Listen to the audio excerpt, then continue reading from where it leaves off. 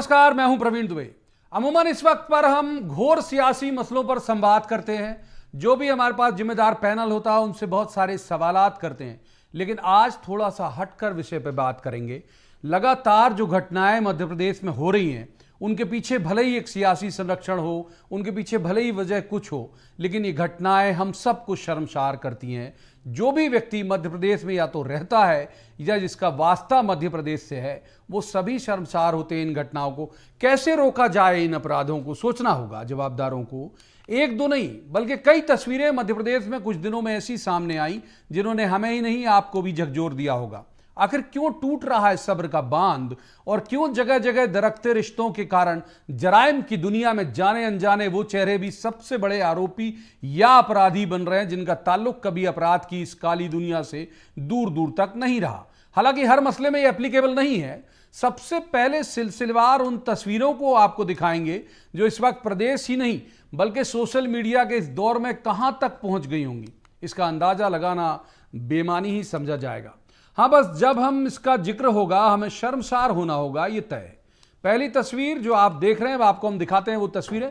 पहली तस्वीर जो आप देख रहे हैं ये आदिवासी क्षेत्र इलाके सीधी की है, जहां एक शोधे ने रुपयों की ठसक के चलते मानवता की सारी पराकाष्ठाओं को लांग दिया। ये मुद्दा चुनाव के इस सियासत के दौर में पहली पायदान पर आज भी बना रहा और बना हुआ है, और कांग्रेस ने इसको लेकर भोपाल में प्रदर्शन भी किया। दूसरी तस्वीर डबरा की है, जहां पर तस्वीरों को देखकर पहली बार एहसास हुआ कि तलवा चटवाने वाला मुहावरा सिर्फ उपयोग में नहीं आता, ये गुस्से, आवेश या रुपयों की खनक के चलते भी इस्तेमाल हो जाता है। हकीकत की दुनिया में इसका वास्ता होता है। तीसरी तस्वीर है शिवपुरी की, जहां पर जूते की माला पहनाकर कानून को अपने हाथों में लेने पर किसी ने रत्ती भर भी संकोच नहीं किया। ऐसी ही तस्वीर आज रीवा से भी सामने आई। और चौथी तस्वीर बुरहानपुर की है, जहां आपसी विवाद के चलते एक व्यक्ति को पीट पीट कर मौत के घाट उतार दिया गया, जैसे सारी मानवता इन वैसी लोगों के मन में घर कर चुकी हो। विदिशा में भी छेड़छाड़ के बाद पहले बेटी ने आत्महत्या की, उसके बाद पिता ने मौत को गले लगा लिया। तो आज बात करेंगे इन्हीं सब मसलों की। आप अपनी स्क्रीन पर देख रहे होंगे जो 4 तस्वीरें, इन सब मसलों की बात करेंगे कि क्या वजह है कि इस दबंगई की। क्या सिर्फ सत्ता साकेत से करीबी, क्या पैसे की हनक, या फिर नशा, चाहे वो गले के अंदर उतरा हुआ हो या मस्तिष्क में सवार हो। बहुतेरे सवाल इन्हें लेकर एक खास पैनल के पास जाएंगे और रस्मन कहेंगे कि जवाब तो देना होगा। सबसे पहले आपका तारुफ करा देते हैं हम अपने पैनलिस्ट से। अभी 2 मेहमान हमारे साथ जुड़े हुए, एक बहुत जल्द जुड़ जाएंगे। अभी हमारे साथ हैं अवनीश बुंदेला, ये कांग्रेस के विद्वान प्रवक्ता हैं, बहुत स्वागत है अवनीश जी का। दूसरे मेहमान है पंकज चतुर्वेदी, ये बीजेपी के युवा ऊर्जावान विद्वान प्रवक्ता हैं, पंकज जी का बहुत स्वागत है। तीसरी मेहमान है के शाइनी, जो अभी तक पहुंच नहीं पाई हैं, वो सीनियर जर्नलिस्ट हैं। पहले शुरुआत कर लेते हैं पंकज जी से ही। पंकज जी, कुछ एक घटनाएं, ये मैं बिल्कुल आपके ऊपर ब्लेम नहीं कर रहा हूं और क्लेम भी नहीं कर रहा हूं कि ये सियासत या सत्ता की हनक में है, कुछ तो वाकई अपराध है। कुछ का जो ताल्लुक है आरोपियों का, वो आपकी पार्टी से भी है। देखिए प्रवीण जी, बात सियासी शुरू हो गई तो भारतीय जनता पार्टी से किसी भी अपराधी का कोई ताल्लुक नहीं है। डबरा और शिवपुरी के प्रकरण की बात करें तो वो दोनों लोग नॉन पॉलिटिकल हैं। सीधी के प्रकरण में बहुत स्पष्ट है कि उनका भारतीय जनता पार्टी से कोई ताल्लुक किसी का है ही नहीं। यदि आपके सीधे विषय पर आए तो सबसे पहले तो आपको साधुवाद के प्रवीण जी, आपने इस घनघोर राजनीति के दौर में एक सामाजिक विषय को चुना, और सबसे बड़ा विषय प्रवीण जी वो सामाजिक विषमता और विसंगति, इसके चलते इस प्रकार की चीजें हैं। और मैं शायद आप तो व्यक्तिगत तौर पे जानते भी हैं कि मेरा इस विषय में थोड़ा बहुत मैं विद्यार्थी हूँ, प्रयास करता हूँ, लोगों से मिलता मिलाता हूँ, बातचीत करता हूँ। मैं इसीलिए आज के मुफीद पैनलिस्ट भी हैं आप। जी सर, धन्यवाद। रेगुलर मिलता हूं मैं युवाओं से। और प्रवीण जी, जो सबसे बड़ा कारण है उसका कारण है तनाव, स्ट्रेस, और वो जो एक अनजानी प्रतिस्पर्धा प्रतियोगिता में आज के दौर का नौजवान है, आज के दौर का दृढ़ व्यक्ति है, आज के दौर के परिवार हैं, उस प्रतिस्पर्धा के चलते, जो होड़ के चलते बहुत सारी विषमताएं हैं। और आप जब भी प्रवीण जी प्रतिस्पर्धा में आएंगे, मतलब निरर्थक प्रतिस्पर्धा जो कोई सार्थक नहीं, इसका कोई अर्थ नहीं है, और आप जब भी ऐसी निरर्थक प्रतिस्पर्धा में होते हैं तो तनाव आता है, और जब भी तनाव आता है तो उसका सीधा प्रभाव इस मानसिकता पर पड़ता है, और फिर हम सही गलत का निर्णय नहीं कर पाते। उसको हम कहते हैं क्रोध। क्रोध क्या है? सही और गलत का निर्णय ना कर पाना क्रोध है। ये जो भी सारे घटनाक्रम के अपराधी हैं, यदि आप अभी उनसे पूछें, अपराध के बाद पूछें, तो शायद 90% लोग जो दुर्दांत अपराधी, आदत अपराधी नहीं, वो स्वीकार करेंगे कि आवेग में, आवेश में ऐसा घृणित कार्य उनसे हो गया जो असामाजिक और आपराधिक हो गया। ठीक बात। सोशल मीडिया, जिस प्रकार की जानकारी, नेगेटिविटी वहां अवेलेबल है, उस, और ऐसा नहीं कि ये भारत में, अक्रॉस ग्लोब, अभी मैं इस डब्बे से पूरी दुनिया को संपर्क कर सकता हूं सर। सारे कंटेंट मुझे फ्रीली अवेलेबल, मेरे पास एक इंटरनेट होना चाहिए जो इजीली मिलता है, नेट कनेक्शन फ्रीली अवेलेबल है। कंटेंट पे फिल्टर नहीं है सर। आप 18 अबव हैं तो आप वो सब कुछ देख सकते हैं जो आपके मन मानस को खराब करने के लिए पर्याप्त है, और उस पर नियंत्रण है ही नहीं। नियंत्रण किस पे करना है सर? अपने आप पर सर। वहां सिलेक्शन करना है प्रवीण जी, वो चयन करना है कि इधर क्या जाएगा आपके दिमाग में, कानों के और आंख के माध्यम से, और सब कुछ आपकी वैचारिकता है। इसीलिए हम बात करते हैं विचार की, क्यों हम धर्मों की बात करते हैं। आप किसी धर्म ग्रंथ की प्रवीण जी बातचीत करिए, मैं बहुत जिम्मेदारी से बोल रहा हूँ अपने छोटे मोटे अनुभव के आधार पर, कि आजकल हर धर्म के लोग अपने धर्म ग्रंथों से दूर हैं। वो धर्म ग्रंथों को कुछ ना पढ़े वो। अब मैं दूसरे मेहमान को इन कर लेता हूं। पंकज जी, बहुत वक्त दिया पहले सवाल में। अवनीश जी, क्या वजह है, क्या सिर्फ सामाजिक वजह है आपको लगता है इस तरह के अपराध की, या फिर वही सवाल मैं आपके पास लेके जाता हूं कि आपके बैक ऑफ द माइंड ये चलता रहता है कि भाई एक ताकत, एक पावर मेरे साथ है जो मुझे बचा ले जाएगा। मतलब हम हमारे जो लोकल भाषा में कई जगह कहते हैं, जो जिसे हम देशज कह सकते हैं उन शब्दों में, कि भाई एक गर्रहटी सवार होती है दिमाग में, दबंगई जैसी, कि कोई तो है जो बचा लेगा, या ये वजह है, या फिर सिर्फ एक आवेग है जो पंकज जी कह रहे हैं कि एक आवेग है जो इतनी तेजी से आता है कि अंजाम की परवाह ही नहीं रहती। देखिए प्रवीण जी, सबसे पहले तो मैं अभिनंदन करूंगा आपका कि जो आज का आपने गैर राजनीतिक विषय जो रखा है। ठीक है, हम राजनीतिक लोग हैं तो राजनीतिक चर्चा होती है, लेकिन मुझे लगता है ये विषय बड़ा ज्वलंत है और आज की तारीख में एक बहुत बड़ी समस्या बन के खड़ा है देश के सामने, प्रदेश के सामने। बाकी प्रवीण जी, ये बात सही है कि आज की तारीख में जिस तरह की लोगों की मानसिकता हो रही, उसमें सोशल मीडिया का, मोबाइल का एक बहुत बड़ा रोल है। अगर आप देखें प्रवीण जी कि एक समय था कि कैमरा जो होता था, कैमरा गायब हो गया मार्केट से। आप देखें अब सब कुछ मोबाइल में है। कंप्यूटर के बाद लैपटॉप आया, लैपटॉप गायब हो गया। अब मोस्टली लोग जो छोटे मोटे, मोस्टली क्या, आप बड़े बड़े मेल ड्राफ्ट कर सकते हैं मोबाइल, आप लिख के टाइप कर दें, बोल के टाइप कर दें, उसके बाद कॉपी पेस्ट कर दें। तो अच्छा, साथ ही साथ यहाँ पर अब जैसे पंकज जी जो कह रहे थे कि 18+, सही कहा, लेकिन उसमें से इतनी तो बाध्यता है कि बस आपको पूछता है कि आर यू 18+, और अगर 18+ हो तो कह दो यस, तो वो खटाक से वेबसाइट खुल जाती। लेकिन 14-15 साल का बच्चा भी झूठ बोल सकता है ना, कोई वेरिफिकेशन थोड़ी है वहां पर। तो ये आप देखें प्रवीण जी, ये बड़ी घातक चीज है। और आप देखें आज की तारीख में जो सबसे ज्यादा जो क्राइम हो रहा है, क्राइम के 2 कारण हैं। एक तो जो महिला अत्याचार या महिलाओं के साथ घृणित कार्य, वो तो है ही है। इसके अलावा आप देखें धर्म के आधार पर या जातिगत के आधार पर जो आजकल क्राइम हो रहा है, मतलब वो सबसे बड़ी बात, इससे शर्मनाक चीज उसका वीडियो बन जाना। कई सारे लोग ऐसे भी हैं प्रवीण जी, ऐसे भी केस आए हैं कि वो इन वीडियो को खुद वायरल करते हैं और वो खुद उसमें एक वो सोचते हैं कि इससे अच्छा संदेश, जबकि संदेश नहीं जाता, समाज दूषित और कलंकित होता है। जाहिर बात है, बिल्कुल। तो ये जो समस्या आन खड़ी है, मुझे लग रहा है ये बहुत ही बड़ी समस्या है और इसमें राजनीतिक दल को एक गैर राजनीतिक तरीके से देखना चाहिए। ये नहीं कह रहा हूं, ये नहीं सोचना चाहिए। आज का अमूमन आप इस डिबेट के वक्त में दोनों ही हमारे पॉलिटिकल गेस्ट को एक दूसरे पे आरोप लगाते और तेज तेज आवाज में बात करते देखते होगे। आज आम राय, उसकी वजह यही है कि मसला ऐसा है, किसी एक दल से इसका वास्ता नहीं है। मतलब अगर उनकी संबद्धता आरोपियों की होती भी है तो दोनों दलों से, तीनों दलों से, चारों दलों से, हर तरह के दलों से उनकी संबद्धता हो जाती है। इसलिए पंकज जी से एक बार पंकज जी का रुख करते हैं। पंकज जी, कितनी सख्ती सरकार कर सकती है ऐसे मसले में, कि क्या कोई हल है, किसी पार्टी की सरकार हो, या क्या एक और सरलीकृत तरीके से पूछ लेता हूं कि थाने खुलने से अपराधों में कमी आती है क्या, ऐसे अपराधों में?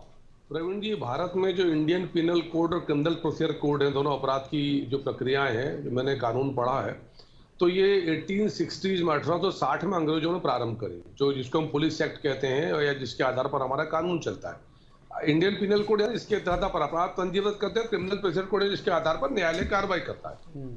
इन दोनों 1861 से लेकर हम 2023 तक आ गए सर, पर अपराध ना तो कम हुए प्रवीण जी, पुलिस बल बढ़ाना पड़ा, पुलिस थाने बढ़ाने पड़े, पुलिस आधुनिक हो गई। अब तो मध्य प्रदेश से कैसा राज्य जाए, EFIR होती है, आपको थाना भी नहीं जाना है, आपने मोबाइल पे जिसका अवनीश जो उल्लेख करते उस पर बातचीत कर सकते हैं। सबसे बड़ी विसंगति प्रवीण जी सिर्फ ये जो मैं समझ पाता हूँ, अब पता नहीं समाज इससे सहमत है कि नहीं, कि हमने इन सारे दायित्वों को सरकार पर छोड़ दिया सर। मैं नहीं कह रहा सरकारों के दायित्व में, डेमोक्रेसी में सरकार की सबसे बड़ी जिम्मेदारी है, और सर व्यक्तिगत दायित्व सबसे ऊपर है सर। और जब तक हम व्यक्तिगत दायित्वों का निर्वहन नहीं करेंगे तब तक सामाजिक दायित्व का निर्वहन नहीं होता। और सर उसमें सबसे ज्यादा हमारे संस्कार संस्कृति का अविभाज्य अंग है सर। सिंगल यूनिट हो गई सर। पहले तो संयुक्त परिवार हुआ करते थे, बहुत मैंने इसलिए कहा कि वो इतना व्यापक विषय आपने स्पर्श करा है कि जहां आप हाथ रहेंगे सर वहां दर्द है, जिस नस को आप छुएंगे वहां पीड़ा है सर। ठीक बात। तो ये विषय सर, संस्कार संस्कृति से हम बने तो हम सब लोग सर धीरे धीरे क्रमशः उससे दूर होते चले गए, और वो अंतर सर इतना भारी हो गया सर, संस्कार संस्कृति का, बोध का, अपराध बोध का, अच्छे बुरे का। और ऐसा लगना कि ये पैशन है। अब जो डबरा का जो वीडियो है सर, आप तलवे चटवाना सर, या सीधी का जो घटनाक्रम है सर, आप मतलब आप किसी पर कैसे सर पेशाब करने, मतलब सोच कैसे आ सकती है सर? आप ठीक बात। एक बार तीसरे मेहमान को इन कर लेते। देर से आई हैं के शाइनी, वरिष्ठ पत्रकार हैं, उम्मीद करता हूं दुरुस्त आएंगी। शाइनी जी, आपके आने के पहले ये जो चर्चा चल रही थी वो इसी बात पे चल रही थी कि ये जो 4, 5, 6 घटनाएं, डबरा की, शिवपुरी की, ये विदिशा की और बुरहानपुर की, ये घटनाएं, मैंने आपको क्या लगता है कि वजह क्या है? ये एक तरह का आवेग है, ये क्रोध है, सत्ता की हनक है, नशा है, चाहे सत्ता का हो या मस्तिष्क में किसी और जरिए गया हो, तो क्या वजह आपको लगती है? और या इसके रोकने की कोई गुंजाइश आपको दिखती है? प्रवीण जी, ये जैसे अभी पंकज जी ने भी कहा कि एक तो संस्कार में जो अंतर आया है, जिस तरह के संस्कार हमारे पूर्वजों ने हमारे दिए हैं, कहीं ना कहीं उस पर कमी आई है। पर ये हर चीज़ का एक मिश्रण है। नशे का, सत्ता का नशा है, सहमत हूं इससे, हाँ, है ना, बाकी सब चीज़ों का एक मिश्रण। ये एक ही वजह नहीं हो सकता है, कई तरह की वजह हैं। पर मेरा ये कहना है कि सरकार जो है, ये सरकार की जिम्मेदारी है। और इस तरह के अगर कुछ होता है, हम हर व्यक्ति को तो ये नहीं मान सकते कि वो संस्कारी हो। जो संस्कारी नहीं है वो भी इस तरह के कृत्य करने के लिए डरना चाहिए, उनके अंदर डर होनी चाहिए। पर मुझे कहीं ना कहीं लगता है ये डर जो है, जो अपना जो एक नशा है पावर का, उसकी वजह से वो डर खत्म हो जाता है। और वो डर जब नहीं रहता, घटनाओं में तो उनका पॉलिटिकल सपोर्ट या बैकअप होता भी नहीं है। इनमें जो कुछ घटनाएं सोचिए ना, एक सत्ता में जो है उसके जो व्यक्ति है, अगर वो इस तरह का कृत्य करते हैं तो उन्हें कितना ज्यादा कॉन्फिडेंस है कि मतलब हम इससे बच जाएंगे। जब कहीं भी एक डर होता है, तो चाहे किसी में संस्कार हो या ना हो, लेकिन एक डर रहता है, तो फिर इंसान इस तरह के गलत कार्य करने में कम से कम कहीं ना झिझकता। ये तो बिल्कुल ओपनली कर रहे हैं, वीडियो बन रहा है, वो एकदम सबके, ऐसा भी नहीं कि वो इस तरह के कार्य कहीं छुपके कर रहा हो। वो व्यक्ति पब्लिक के सामने कर रहा है और ये उसकी वीडियो बन रहा है और उसको कहीं कोई डर नहीं है। ये शो करता है कि किस तरह से सत्ता का जो एक पावर का जो हावी हो जाता है दिमाग के ऊपर, वो बिल्कुल क्लियरली दिखाई देता है। आप सहमत हैं अमरीश जी कि कुछ जो डर नहीं होने की वजह से ही ये सब अपराध हो रहे हैं? मैं साइनी मैडम की बात से काफ़ी हद तक सहमत हूँ, क्योंकि जो एक पावर का नशा, ये पावर किसके साथ है? सत्ता के साथ, राजनीतिक दलों, पैसे का, राजनीतिक दलों का, या किसी अन्य चीज़ का। तो प्रवीण जी, ये चीज़ बड़ी घातक है।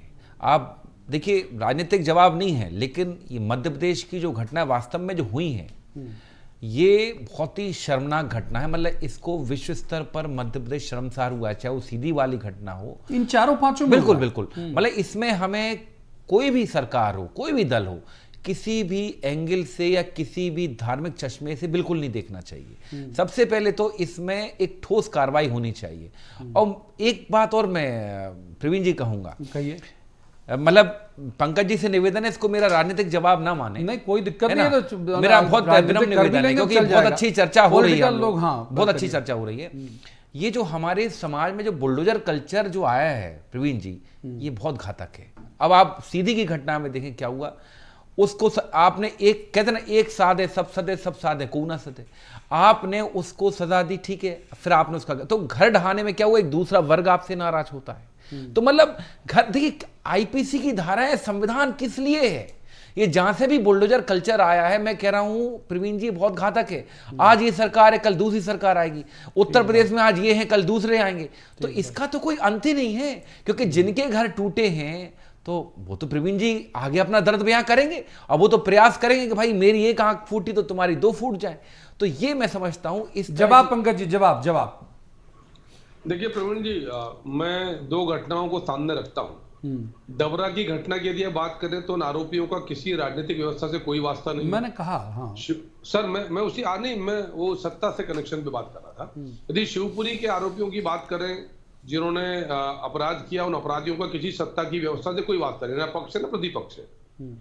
शाइनी जी ने बात करी डर की, सर, तो डर के लिए इस प्रकार के उपाय जरूरी है जिसको हम बुलडोजर कहते हैं। और इरादा क्या सर, किसी घर तोड़ने का इरादा है सर? नहीं। भारत मध्य प्रदेश में कानून है, नगर पालिका नगर पंचायत अधिनियम 1961, जिसमें नगरीय निकायों को अधिकार है और वो सारे के सारे इलीगल इंक्रोचमेंट है। हम यदि ऐसी बात करें तो फिर मृत्युदंड हमने प्रावधान किया, देश ने प्रावधान किया। पहले मध्य प्रदेश पहला राज्य था जहां दुष्कर्म पर मृत्युदंड का प्रावधान किया, पूरे देश ने उसका अनुसरण किया। इसका विरोध किया कुछ लोगों ने कि मृत्युदंड नहीं होना चाहिए। कई देशों में तो मृत्युदंड की व्यवस्था समाप्त कर दी है, पर कुछ देशों में तो अभी भी ऐसी स्थिति है कि गला काट दिया जाता है, वहां कानून के हिसाब से माना जाता है। चोरी करने पर हाथ काट दिए जाते हैं, कोड़ों से मारा जाता है, वो व्यवस्था है वहां भी है। तो प्रवीण जी, और मैं ये नहीं कह रहा कि वो कोई व्यवस्था अच्छी है बुरी है, सारी व्यवस्थाओं का अपने अपने परिप्रेक्ष्य में देश समाज काल के हिसाब से व्यवस्था बनाते हैं। लेकिन मेरा आग्रह से सिर्फ इतना सा है कि एक हमारे कहावत है कि भय भी न होए न प्रीत, यानी प्रीत यानी प्रेम या सामंजस्य, स्नेह या स्वार्थ की बात से आशय है। तो जब तक अपराधियों के मन में अपराध करने के बाद, अपराध करने के बाद के दंड का भय नहीं होगा, नहीं तो आज यदि भय नहीं हो, समझदार अराजक नहीं हो जाएगा। नए कानून बने, पॉक्सो एक्ट जैसे कानून आए, तो देश भर में जो नाबालिग हमारी बच्चियां थी उनके साथ अब तो छेड़छाड़ करने पर वही 376 जैसी धारा लगती है। साइनी जी, आप सहमत हैं इस बात से कि थाने उसकी सख्ती से सर अब ये हो रहा है सर, बात कर लीजिए, लोग सोचते हैं सर, पूरी कर लीजिए। हाँ, नहीं, ये उत्तर लीजिए। क्या प्रभाव होंगे? बुलडोजर होगा तो मेरे परिवार पे बुलडोजर आएगा तो मेरे परिवार की सामाजिक प्रतिष्ठा धूमिल होगी कि मैं उस परिवार का सदस्य हूं जो जिसने इस प्रकार का घृणित अपराध किया, अपराध बोध होगा। ठीक है, एक बार अब अवनी जी, मैं एक बार साइनी जी से ले लेता हूँ। साइनी, सहमत है आप पंकज जी की बात से? पंकज जी ने जैसे कहा कि बुलडोजर से उसमें डर पैदा होता है, लेकिन आप ये देखिए कि मतलब घर एक व्यक्ति का नहीं होता है, उसमें सारे परिवार के लोग होते हैं, उनके माता पिता हैं, उनने तो क्राइम नहीं करा है, तो आप जो सजा दे रहे हो वो पूरे परिवार को दे रहे हो जिनने वो क्राइम से उनका कोई वास्ता नहीं है, जो इनोसेंट है, और इनोसेंट है, जैसे उनकी बहन। और जो संपत्ति होती है उसमें सबका अधिकार होता है, वो संपत्ति सिर्फ वो बेटे का तो है नहीं, उनकी बहन की भी संपत्ति है, उनके जो बाकी माता पिता हैं उनके लिए भी संपत्ति है। तो अगर आपको करना है तो उस व्यक्ति को आप अपने जो सजा है इस तरह की सजा दीजिए ताकि दूसरे लोग करने से डरें। अब ये तो पूरे माता पिता और बुजुर्ग व्यक्ति उनको आपने सड़क पे ले आए, है ना, तो वो क्या है कि ठीक है, आपको लगा कि खूब ज़्यादा पब्लिक में ये चीज़ डिस्प्ले हो गया है और कहीं ना कहीं पॉलिटिकली आपको इसका डिसएडवांटेज होगा, तो आपने उन पे बुलडोजर चला के उसका कहीं ना कहीं पॉलिटिकल माइलेज लेने की कोशिश कर रहे हैं। लेकिन आप देखिए कि पूरे परिवार जो है वो बिल्कुल बेघर हो गए हैं। तो पंकज, छोटा जवाब, फिर उसके बाद अवनीश जी को लंबा वक्त दूंगा क्योंकि 2 बार नहीं जा पाया। बताइए। हाँ प्रवीण जी, कोई बेघर नहीं होता। यदि सीधी कांड की बात करें सर, तो उनके घर का उतना हिस्सा तोड़ा गया है जो अवैध था सर, वो घर वही है, लोग वहीं रह रहे, कोई सड़क पर नहीं आए सर। और अब तक मध्य प्रदेश में, देश में बुलडोजर से जो भी निर्माण तोड़े जाते हैं वो अपराधी अराजक तत्वों के अवैध निर्माण तोड़े जाते हैं। अवैध निर्माण सर सरकार करे तोड़ सकती है, और यदि वैध निर्माण तोड़ती तो कोई ना कोई तो सर कोर्ट जाता है। वो अवैध निर्माण वहाँ सभी के अवैध निर्माण है, सिर्फ उसी व्यक्ति का नहीं। तोड़ेंगे ना, अरे शाइनी जी भाई, कहीं तो हमको ये मूल्यांकन करना पड़ेगा ना। ठीक है, अब अवनीश जी को इन करते हैं। अवनीश जी की बात बहुत देर से नहीं किया, देखिए मैं इतना निवेदन करूंगा कि डराने के और भी तरीके हैं। आपका कानून इतना सख्त है, अगर आप ठीक है जो क्राइम करता है उस पर एक ऐसी धारा लगाई उसको जमानत ना मिले। जैसे ऐसा कहा जाता है कि पहले अमेरिका में जो इस तरह के क्राइम करते थे तो उनका परिचय पत्र, उनकी नागरिकता छीन के एक अलग स्टेट था। अगर आप देखेंगे, गूगल करेंगे तो आपको पता चलेगा। उनको 5 साल के लिए वहां उनको वो जाके बसा देते थे कि अब आप यहीं रहोगे। एक हिसाब की वो जेल थी, मतलब पूरे घर परिवार से अलग। ये करीब 18वीं सदी की बात है। तो ऐसे कई तरीके होते हैं। आप उसका आबादी कम थी तब, आबादी इतनी है कि कहां बसा दोगे यहाँ। तो मतलब मैं तो गवर्नमेंट के ऑफिस बनाने की जमीन नहीं मिलती क्या शहरों में? अरे मैं तो कह रहा, आप उसका जुलूस निकाल दो। आप काला मुंह करके पहले निकलते थे ना जुलूस, तो वो जो बदनामी होती है वो आदमी नहीं चाहता। और सबसे खास बात यह है कि शाइन जी ठीक कह रही थी कि आप घर तोड़ते हैं तो घर किसी एक व्यक्ति का नहीं है, और घर बनाना आज की तारीख में कितना मुश्किल काम है। और जो अवैध घर की परिभाषा है, मैं आपको बताऊं, आज भी मध्य प्रदेश की जो सुदामा कॉलोनी है ना, सुदामा नगर इंदौर में, वो 2001 तक एशिया की सबसे बड़ी अवैध कॉलोनी थी। आज भी आप देखें मध्य प्रदेश में, भोपाल की बात करें तो भोपाल में कम से कम 5000 से ज्यादा मकान अवैध हैं। तो क्या सबको तोड़ेंगे? तोड़ते आप उन्हीं को हो जिस पर इस तरह की आप कार्रवाई करते हो, तो वो मापदंड अलग है पंकज जी।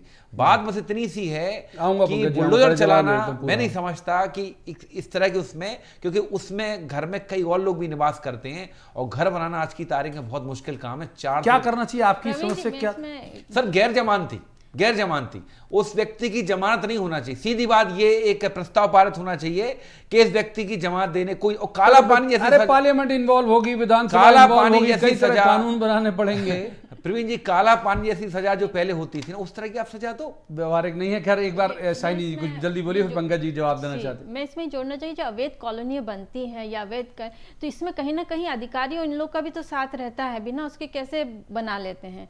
तो उनके ऊपर कार्रवाई क्यों नहीं होती जिनने इस तरह के अवैध निर्माण करने में उनका सहयोग दिया है, जिनने वो मतलब आपका कहना कि जिस वक्त बन रही थी उस वक्त ढहा दिया जाना चाहिए, बाद में क्यों नपती हो रही है, ऐसा ना? बिकॉज उसमें काफी पैसा लगा है सामने वाले व्यक्ति का, उनका पूरे परिवार का पैसा लगता है, सिर्फ जो क्राइम कर रहा है उनका तो नहीं लगा है। पूरा पैसा परिवार, माँ बाप लगाते हैं, बुजुर्ग जो हो गए उन्हें अपना पूरा पेंशन का पैसा लगाया होगा। तो जब निर्माण करते हैं उसी टाइम इस चीज की कार्रवाई होनी चाहिए। पंकज जी जवाब, और मेरा एक सवाल मैं आपके साथ एड ऑन कर देता हूं और चाहता हूं तफसील से आप बोल दें। विदिशा वाली जो घटना हुई उसमें बेटी के साथ छेड़छाड़ के बाद जब कंप्लेंट नहीं हुई तो बेटी ने सुसाइड की, फिर बाद में परिवार मैंने पिता ने कर ली, तो ये तो बहुत ही शर्मनाक है। मतलब इसमें तो सीधा ऐसे लगता है कि भाई ये इग्नोरेंस है पुलिस का, माने इनको भी तो चिन्हित होना चाहिए। साइनी जी ने कहा, उसका एक हिस्सा मैं लेता हूं कि भाई अतिक्रमण करते वक्त वाले जो अधिकारी मौन थे, ऐसे ही एफआईआर लिखते वक्त जो अधिकारी नहीं लिख पा रहे हैं और इतना बड़ा मामला हो जाए, तो सबसे पहले तो उन्हें भी नाप लेना चाहिए। प्रवीण जी बिल्कुल ठीक कह रहे हैं आप। सबसे पहले तो हम अवैध की बात करें तो मध्य प्रदेश में 2022 तक की लगभग 20 लाख अवैध प्लॉट थे, अवैध परिवार, ऐसे परिवार जो 20 लाख परिवार थे जो अवैध रहते थे, सबके सब वैध हैं आज टाइम में मध्य प्रदेश में। उनको सरकार की सब योजनाओं का, बिजली सड़क पानी का, विकास का लाभ मिलेगा, ये महत्वपूर्ण निर्णय हो चुका है। तो अब मध्य प्रदेश में अभी तो कोई अवैध कॉलोनी नहीं है, कॉलोनी की बात कर रहा हूँ। उस पर अवैध बना हुआ कंस्ट्रक्शन की हम बात करें, दोनों चीजें प्रवीण जी अलग है। ठीक है, लीगल प्लॉट, उस पर इलीगल कंस्ट्रक्शन, और इलीगल प्लॉट इलीगल कंस्ट्रक्शन दोनों अलग अलग चीजें, तो हम उसको मिला रहे हैं। नंबर 1। नंबर 2, एक चीज आप और नोटिस करें जिसका अवधि जी ने उल्लेख किया था शुरू में, सोशल मीडिया मैंने भी आग्रह किया था कि अब एक नई परंपरा है। फ्रांस में एक युवक की हत्या हुई, पूरा फ्रांस उद्वेलित है, बहुत सारे विषय हुए। तो जिस पुलिसकर्मी ने हत्या करी उसको भी लोगों ने डोनेशन दिया, पैसा दिया, एक सोशल मूवमेंट चला, लोगों ने अकाउंट नंबर लिया, पैसा दिया, और जो जिसकी मृत्यु हुई जिस युवक की, उसको भी पैसा दिया। और अब प्रतिस्पर्धा चल रही सर फ्रांस में कि किसके अकाउंट करोड़ों रुपए में सर वो राशि जो डोनेशन जारी दोनों के साथ। तो ये ट्रेंड सर पहले नहीं था, और यही सामाजिक विसंगति और भीड़ चाल है, और इसके लिए ये सोशल मीडिया जिम्मेदार है सर। मैं तो सर आश्चर्य करता हूं कि आप कोई अपराध हो रहा है उसका वीडियो बन कैसे रहा है सर? कौन वो है समझदार आदमी वीडियो बना रहा है सर? अवधि जी को मतलब सिर्फ सामाजिक, आपको लगता है अवधि जी ये सामाजिक जो व्यवस्था है वो जिम्मेदार है? पंकज जी, ये बहुत बड़ी विसंगति है समाज की। क्या आश्चर्य ये है कि किसी का बेचारे का एक्सीडेंट होता है या किसी पर कोई हमला होता है, लोग उसकी मदद करने के बजाय वीडियो बनाने व्यस्त हो जाते हैं। मतलब अगर आप मदद कर देते तो शायद बेचारे की जान, कई रोड एक्सीडेंट में ऐसा देखा गया है। हाँ। ये बहुत ही कई बार लोगों ने बताया एक्सीडेंट के बाद कि साहब मुझे बचाए, हॉस्पिटल ले जाने के लोग वीडियो बना रहे थे। हाँ? ये गाड़ी से निकाल रहे थे। सर मानसिक विकृति जैसी स्थिति हो गई सर कि आप पगला गए सर, वीडियो बनाना उसको वायरल करो, जो हम बात कर रहे थे। मतलब आपको पता ही नहीं क्या वीडियो बनाया, वायरल कर दिया। ये जो टेक्नोलॉजी है ना, ये कुछ मतलब काफी हद तक इसमें कहूँगा 70% जो रोल है टेक्नोलॉजी का है, मोबाइल का है, सोशल मीडिया का है, इंटरनेट का है, कई सारे इस तरह के जो मॉडम है उनका है। जो अधिकतर जो क्राइम हो रहे हैं आप देखें, उसकी कहीं ना कहीं शुरुआत किसी नेता के भाषण या किसी की बयानबाजी, ये भी बहुत बड़ा रोल है कि आपने ये कहा तो हम ऐसा करेंगे, हवा दे दी उसे, है ना। तो ये चीजें भी मतलब जो कई बार विवादास्पद भाषण होते हैं कि कहीं किसी ने भाषण दे दिया, किसी ने कुछ बयान दे दिया, उसके एवज में जो प्रतिक्रिया, उससे भी आप देखें कई जगह सरकार को इंटरनेट बंद करना पड़ते हैं। मतलब सैनी जी को इन कर देते हैं साहब, बहुत देर से सैनी जी के पास नहीं गया। सैनी जी, आपको लगता है कि एक वजह यह भी है कि प्रोवोक करने वाला, अगर किसी ने प्रोवोक किया पीछे से तो जो भीड़ है वो मोबिलाइज हो जाती? बिल्कुल सही बात है। प्रोवोक होते हैं भाषणों से, जैसे ये कहा कि भाषण देते हैं या कोई प्रोवोकेटिव कोई भी इंसिडेंट होता है तो इंसान उत्तेजित होकर, तो वीडियो बनाने के चक्कर में लोग इस तरह के क्राइम कर देते हैं ताकि उनको पब्लिसिटी मिल जाए। पर मेरा कहना, जैसे इस दोनों चीज़ें हैं जो सोशल मीडिया में आजकल, जो उसका नुकसान है और फ़ायदा भी है, क्योंकि इस तरह के वीडियोस कई बन जाते हैं और उसके बाद लोगों को जस्टिस मिलता है, क्योंकि जब पूरे समाज के सामने चीज़ें खुलती हैं या समाज को पता चलता है कि इस तरह के कुकर्म कर रहे हैं तो लोग इसके लिए सपोर्ट करते हैं उनको, और सरकार को भी मतलब आगे आके फिर जस्टिस के लिए करना पड़ता है मजबूरन। अभी जैसे वो विधि पिछड़ा वाला कांड था तो उसमें भी शिवराज ने जाके उनका पांव धो ये करे, इसका सिर्फ एक ही वजह था क्योंकि सोशल मीडिया में वो इतना ज़्यादा पब्लिसिटी वो हो गया था और इतना वायरल हो गया था वो वीडियो, तो मजबूरन सरकार को एक्शन लेना पड़ा। ठीक है, माफ कीजिए, वक्त इतनी ही चर्चा की इजाजत देता है। बहुत शुक्रिया तीनों मेहमानों का। और एक हमने जो पहले भी हम हमेशा अपने उसमें ये कहते थे कि हम सरोकारी पत्रकारिता करेंगे, तो सरोकारी पत्रकारिता का ही एक आपने आज ये उदाहरण देखा। मैं जरूर जाते जाते दर्शकों से एक अपील करूंगा कि सबसे बड़ी बात, इस पैनल की बात से मैं सहमत हूं, वो है डर। अगर जब तक जनता विरोध नहीं करेगी तब तक ऐसे लोग समाज में पैदा होते रहेंगे। तो कोशिश करिए कि अपने आसपास अगर ऐसी घटना देखें तो तत्काल उस पर रिएक्ट करें, तभी शायद इन पर लगाम लग सकेगी। आज की चर्चा में इतना ही। अब आपसे मुलाकात होगी सोमवार को किसी खास मसले पर, खास पैनल के साथ बैठकर कहेंगे, जवाब तो देना होगा। आप देखते रहिए BSTV।